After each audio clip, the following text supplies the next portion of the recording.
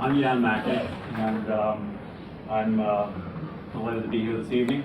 I'm especially delighted I've seen a lot of new faces in the crowd that I haven't seen in a long time, familiar faces that I've worked with and across the table from or around the table with for my career in Boston. Anyway, thanks for coming. I'm a principal with Marcus Partners, as Dan was saying. Thank you, Dan. I was laughing with Dan a little bit yesterday that I never quite felt so old until I hear all the years that are involved in my history, and I see my hair getting whiter and whiter. But I'm here to speak with you tonight about some projects, our most recent projects that we've been working on in the city, and in the western suburbs in particular. And in particular, the sustainable attributes, the considerations we've given to sustainable design and construction in those projects, which have been hugely important. I was one of those kids that liked to build things, always. I built little soapbox cars and boats, and gradually I went to school and learned how to build things a bit more complex, bigger, better organized maybe. And I found out real soon that no one can go at it alone, that it takes a bunch of different people to pull any kind of projects in our business together. And sometimes when I get this overinflated ego as a project manager, I sort of feel like a quarterback where I take the snap and I feel fully responsible for handing it off and let somebody run with it. And I couldn't be so farther wrong ever, and I have to ground myself sometimes and say, look, it takes architects, it takes engineers, it takes lawyers, bankers, brokers, guys with screw guns, guys with hammers. In such a high-tech world, people still use hammers. They still do. And what I love about what I do is that all of these people interact well together. There's arguments sometimes, but in general, they respect each other. They respect each other's skills, and I certainly do. I don't profess to have any idea about what half of you in the audience know about sustainability. I've been fortunate enough to be able to work on a couple of projects where there were some pretty brilliant people helping me get them done. I really love that it takes all those people. And what I'd like to do is figure out how to work this thing, and then we'll go. So, just a little bit about Marcus Partners. Dan mentioned that we're a Boston-based company, which we are. Our offices are on the back bay, just over here. And we obviously, our business is to understand the economic fundamentals of an investment before we dive in. I happen to be on the product side of the investment business. I happen to be the guy, or one of the guys in our group that likes to build things and organizes that. And we have other people in our office who are experts in capital investments and in finance and in acquisitions, and we all interact much like a design team interacts. We happen to be, I think, fortunate in Boston in that we have, as Dan was saying, a real interest in sustainability, and I think maybe it has to do with the benefits that we have from academia. From the schools, the institutions we have in the area, and the new thoughts that come from that. I like to think that being in Boston, we have the benefit of new ideas that comes from youth, which you just don't see that much in the corporate world yet. But stay tuned. I'm going to talk a little bit more about that. This is something that Dan and I were laughing at a little bit. It's complex. It appears to be complex, but this is the MIT Transaction-Based Index, which I'll try to help you understand a little bit about how I see what it is. And this has to do with the words in the title to the program here today, which is opportunities in today's climate. I just thought we'd talk for a second about what today's climate is from our perspective, and that's a different climate than the one that's warming, right? What if I can point? I'm going to point to this one. I think if I can, I might point to this one back. But what you might see is this red line that goes along here, and you might all remember this. This is May 2007, which is the highest record of pricing in the real estate market on record. Back here in 1984, you'll see a rise and then a small drop and then a climb and then a precipitous, a euphoric rise and then a precipitous drop. And we think somewhere here. So the climate that we're talking about in our world is somewhere, for those of you, somewhere here is where we think we are. So a rise in 1987 roughly, which had the highest real estate values at the time pricing, a decline for about 6 years to a low, and then a gradual climb and a euphoric rise to the drop. And you can see here what in the 90s what happened was there's a place where the pricing is actually lower than what the trends and what I like to think that these represent what the market should be.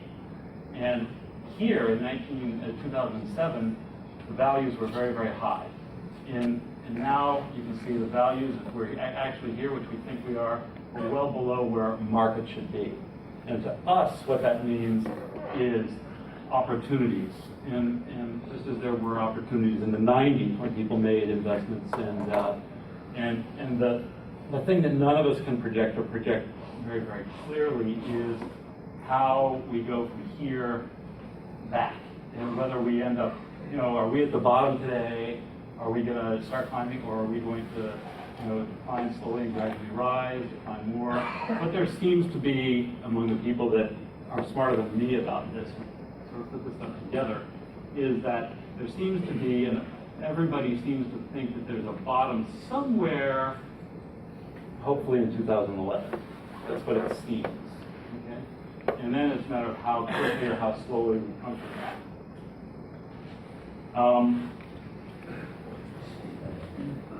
What I know is the way that we come from it is by investing in projects which are going to ultimately succeed, and I think that sustainability is a huge, huge component of that. I think that projects which don't consider sustainable issues, design and construction, are going to become functionally obsolete, and we'll talk about that. So here are a couple of my past projects, at least projects that I've had some responsibility for, as have one or two other people in the room. This is Charles River Plaza on the left.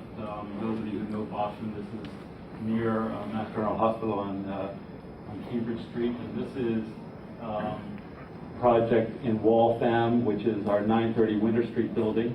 And the important thing about these buildings, one, I was delighted to be able to work on them. They were complex, they were relatively large.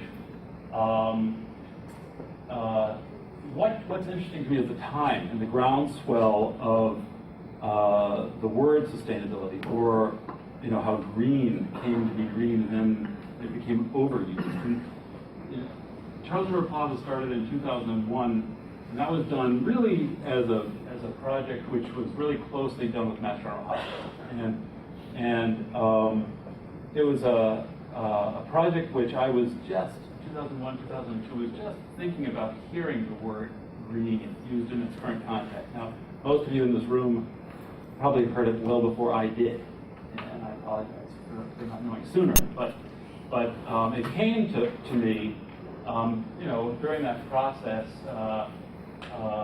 and I'm reminded that some of the architects who worked for the architectural company who designed that building or that complex for us, were wrestling with it at the time and encouraging maybe us to think about it more carefully, but at the time maybe we weren't listening well or something. That was 2001. This one was 2006 or 2002, started in 2004. This is a 450,000 square foot building which used to be an old IMK designed building for Ed Landon, the Polaroid Corporation. This was actually a loading dock for his manufacturing facility, and a pretty significant transformation. And the transformation occurred really as a result, again, of functional obsolescence. It was a building which just didn't work for its purpose. And there's nothing more devastating to me, as a guy who likes buildings, to remove a skin off of a building which IMK designed. It was like devastating to me. But it was something we had to do. The good thing about it was we worked very hard to retain the structure, to retain as much of the components as we could, and re-skin the building and re-mechanize it so that it would be competitive in today's markets, which is, from our perspective, critical. So then, all of a sudden, there's this groundswell of sustainability issues. And I'm not going to go through all these issues because you've all seen them before, but they are important. And the one thing that I've noticed over the past 5 years anyway is not just that we think about each one or one by one, because we always on certain projects talk about let's save water or let's make this building operate more efficiently. But what I see around the table is people really looking at them as a whole, looking at them and how one affects the other and how the other affects the other, and how we need to consider them all at the same time. And the fact that we are responsible for, what was the number, 40% of the energy consumption is just shocking, and it's just not okay. So the one thing that I said just a little bit earlier, the one piece of information that should also be on this list is a word that I used a couple of minutes ago, is functional obsolescence. I truly think that there'll be a time in the not too distant future where buildings that don't take sustainability considerations into the design and construction or their renovations or into their operation will become functionally obsolete. There will be a place where tenants given the choice, or users given the choice, are not going to go, they're not going to turn back. They're not going to go to those buildings that used to be okay.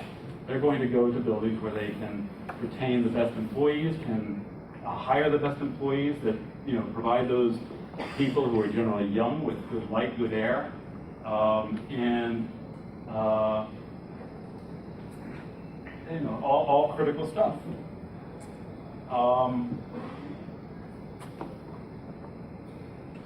The hiring, the people that are being hired are the people like who were out here earlier, and early just as we were coming here when we were here, the group that was just had a course about compilers and linkers and things, which I have no idea what they were talking about. Are the people who are going to be the CEOs and CFOs of the companies that are going to be fulfilling all of these buildings around here. They are bright, they are well educated, they're eager, they want to be in good facilities, and they don't know anything about big walnut offices or smoking lounges, and don't want anything to do with them. They have new needs. Buildings have to adapt to their needs. They have to be developed for them.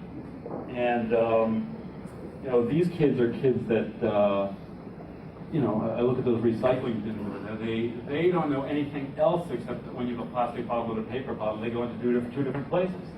It's not the way that I grew up as a kid. But it's critical. Things are advancing quickly, and the buildings have to adapt to what their expectations are, otherwise they will fail. And that means they have to be more sustainable. They have to have good light, good air, and accommodate their technical needs. So I'm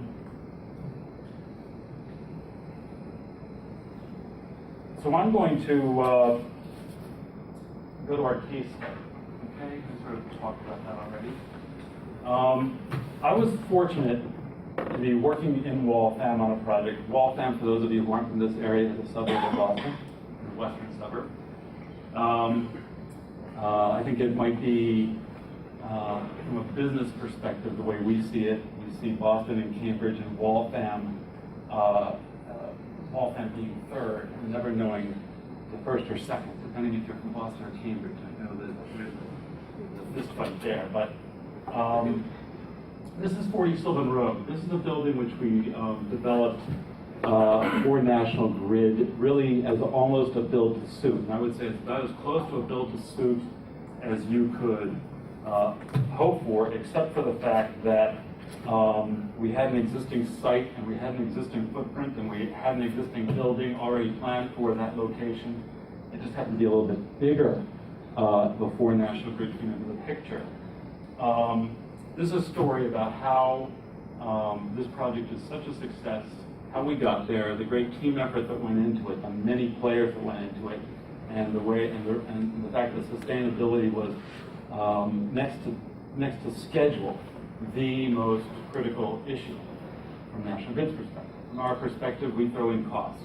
We like to throw that in all the time. But everybody around the table, as we started to work on this project, understood those issues and understood each other's objectives. And it's a story about teamwork. It's a story about landlords and architects and tenants and other architects and engineers and guys with screw guns. This is a building that was that National Grid wasn't in the picture when the story started. The story starts up on the hill, a little bit quarter mile away. We're working on a project, a speculative office building called 850 Winter Street. It was a building that was on the site of the same building that I was pointing out that was the IMK building that we took the facade off. This is a second building, which is located here in the lower right-hand corner of the screen.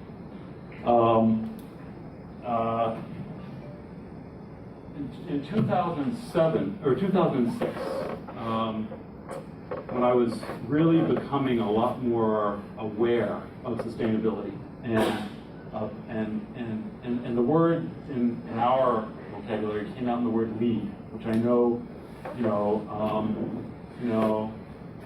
don't know enough about sustainability to separate the two, except that to me they translated to be the same thing, which is we're going to try to save energy, we're going to try to save water, we're going to do all the things that we can do when we build this new building and make it a market, make a market competitive building the likes of no other in the Metro West suburbs, in the Boston Metro West. This building in the lower right was owned by Polaroid. The campus, you'll see it in a second because I've got some yellow lines around the next slide. But our property is this area here. This building is the one that had land, had its headquarters and manufacturing facility in. This building, for those of you who are, my vintage, you might remember Polaroid cameras. And the funny thing that I learned when I was working on this building is that Polaroid cameras that had no power of their own. They had power that was actually in the film pack, that when you inserted the film pack into the camera, it powered the motors in the camera and made the camera work. So every camera was a useless box without the battery that was in the film pack that got slipped into the camera. And when you did your 8 pictures with it and threw the film away, you threw away the battery. You had to buy a new pack of film, and you came with this new battery. Every battery came from that building. That's where they were manufactured. And I will tell you that I don't like the fact that the batteries went on to all these places. I don't like that. But I will tell you that Polaroid did a magnificent job of making sure that that building, when we acquired it from them when they left, was spotless. It was actually very, very crisp, very clean, no environmental issues whatsoever. I was very shocked. On the other hand, we had a building there which was absolutely useless in Waltham for anything. It was you can see it's a huge roof, 21-foot floor-to-floor heights or something like that. It was a manufacturing building. You couldn't get an 18-wheeler up to that building now if you had to. Again, functionally obsolete. So we actually were, if you look, I'm going to go back and forth here for a second, just so you're oriented. This building is the old one, and this building is the new one, this rhombus-shaped building. This was designed initially as a silver leaf coarse shell project. Our architectural team was Elvis Manfredi and AHA Consulting Engineers and McNamara Salvi on structure and John Crow in Waltham, Belmont now on site design. And I know I'm missing out a couple of people, I apologize. But this was a building which was cutting edge. There had not been a speculative building in the suburbs that was going to be designed to LEED Silver standard. And there are now a couple. Boston Properties has one up on the hill. Just to orient you, the Boston skyline is in the upper right. And the yellow lines that I was talking about, this is a property that we call our West Campus. This is a property that is coming up, and this is the site of the National Grid building. We call it East Campus. We were halfway through this building, and in 2007, National Grid, who came into our world as a British-based company, having just acquired Keyspan, who are the people that I write my monthly check for my home heating bill to. They acquired the gas company. Neil tells me they have Pacific Mohawk as well in the upstate New York area. They came to the Boston metropolitan area with Keyspan's headquarters that were based in Westford, with European culture, which are a couple of steps ahead of me in terms of sustainability, with great ideas and with different cultural desires as well. They were going to move away from those big paneled offices to smaller, very open workstations. And they knew that they were going to go through some cultural shock to do that. But they had known that they also, as they acquired Keyspan, they were going to, in order to change the culture, they were going to leave their old location. They were going to put their new location into a place where they could hire the best of the best to support their effort, knowing that some of the employees who were in Westboro would probably not want to make that commute and we'd be left behind. And they also came with huge, so they identified Waltham as their demographic, where they wanted to be. They wanted a building which was on the cutting edge of sustainability, and by gosh, we just happened to be working on one. So they came to us, and we were in this building, and it's 180,000 square feet. They needed 180,000 square feet, and they needed it in 21 months. No problem. We're halfway through this thing, so we can do that. And so we did a test fit for them. They came to us with a good program. They had hired Sasaki, who was fabulous. They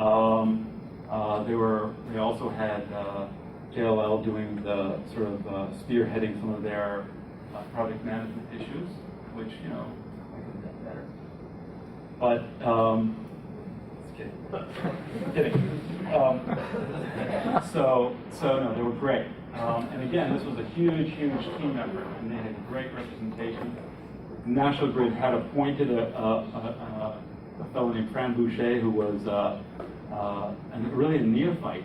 He was a lead AP, but this was the first project that he was lead APing, and he was assigned to it tenaciously and delightfully. He was very good, just in terms of opening up doors, turning over rocks, finding out what we could do and look at it. What we know is that by the time we finished our test fit, after 3 weeks of them coming to us, they wanted not 180,000 square feet, but they wanted 225,000 square feet. And we're halfway through a 180,000 square foot building. And we said, oh man, I mean, they're perfect for this building. We can do that. We can do that. And so we actually agreed that we would actually extend the length of this rhombus a little bit at this end, and and accommodate the program, which we could do. We looked at it physically, we looked at it, you know, every which way to Sunday, and we were prepared to do it, and they were prepared to come with us. So we did another test pit, and this is how fast their culture was evolving. They were trying to put people, figure out who was coming, you know, which organization they were going to consolidate here, who they were going to put where. And we came back with the 225,000 square feet. They loved it, but they said we need 270. Darn, you know, it's not a gun. So that's a shame. So we said, listen, we just acquired this property right down here. We're going through an entitlement process. We're going through a process where we want to make sure what we can build before we put this thing on the market. Here's a really, really good opportunity for all of us. We have a building which this is 850 Winter Street, just to give you a couple of images of what they liked about it. And this is the 880,000 square foot building, which is now fully occupied. By the way, we initially started with a LEED silver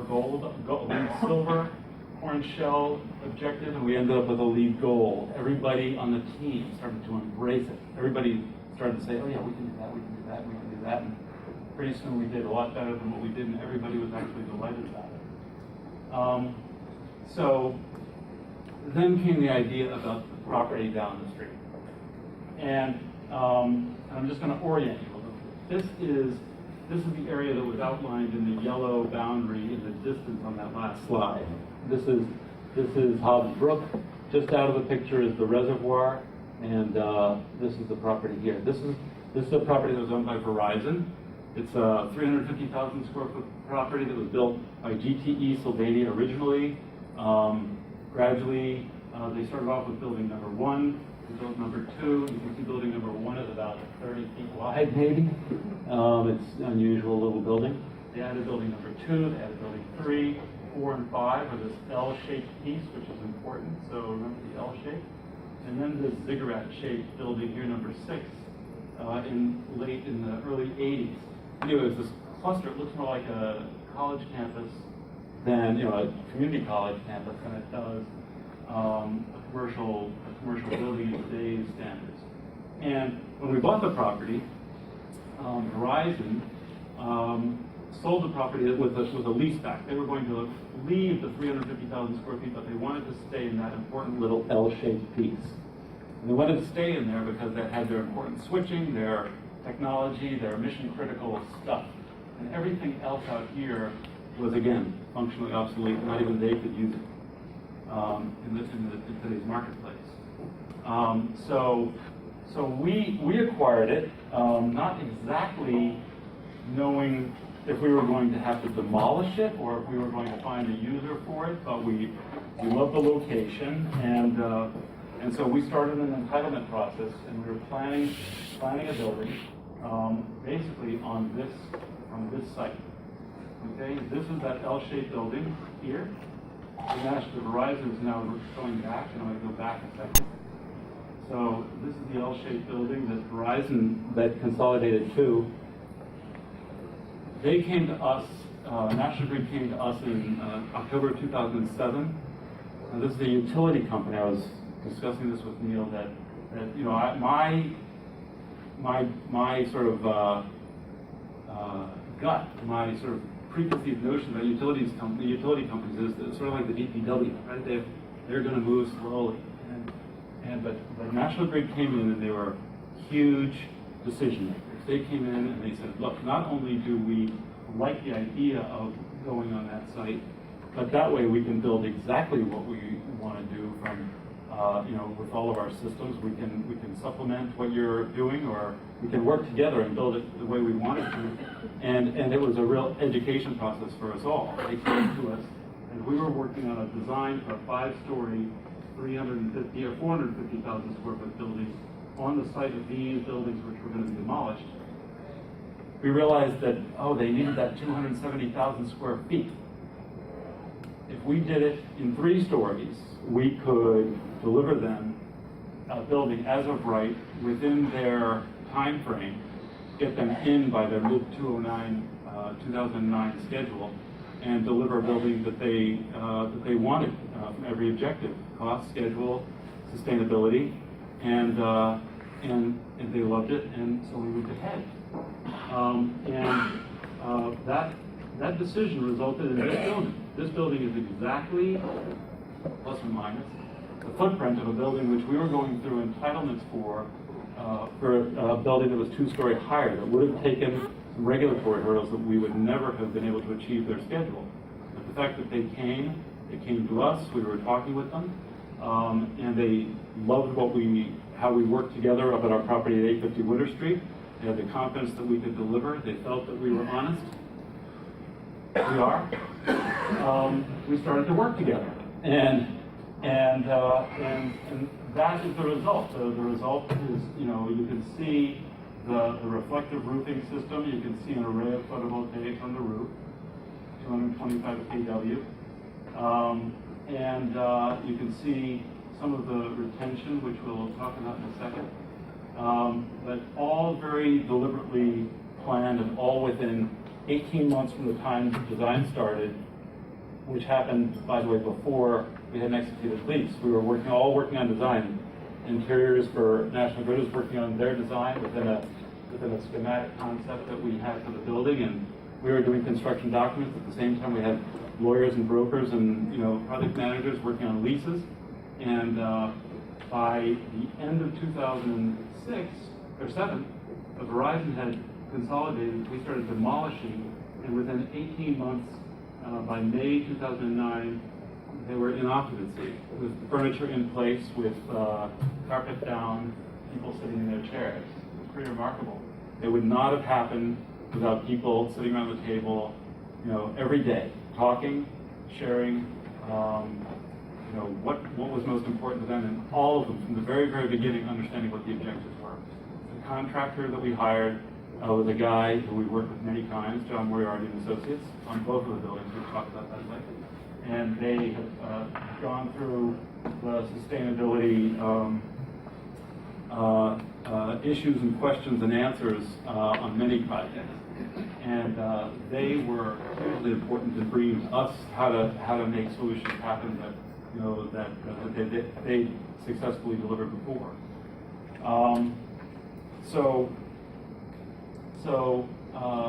Just a few quick snaps. This one to me is just huge. This one, first, the interesting thing was we were able to divert 99-point-something% of the debris, the waste materials that came from the construction process away from landfills and to recycling, which I think, I just can't believe that just didn't happen. It should have always happened. It's like the fact that there are piles of bricks and piles of metal, and they go to different places, just makes too much sense. And there was a time not too long ago, and I think Dan, you sort of alluded to it a little bit, where there's a change in the world where it used to be hugely expensive, where whether it was real or not, there was a threat of being more expensive, and it might have been laziness on the demolition guys, or it was truly a competitive thing. But today, this happens. It just doesn't happen any other way. There won't be construction sites unless they're mismanaged, where debris doesn't go to where it should go, as opposed to in a landfill or just commingled somewhere.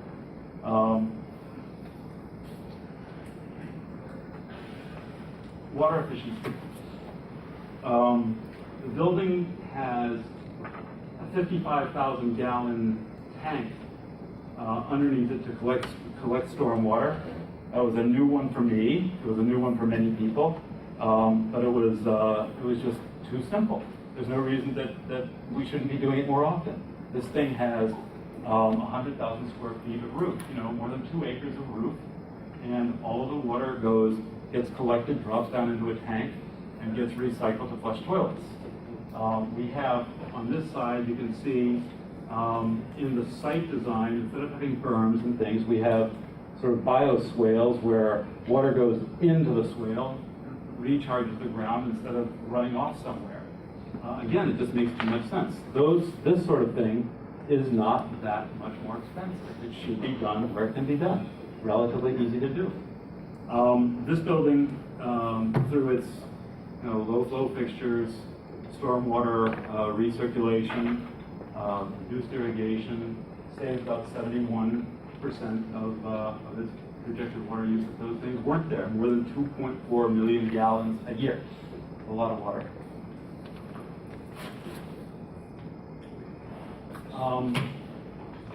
Energy reduction. You saw the length of this building, the length in the east-west direction. It has a huge south-facing facade.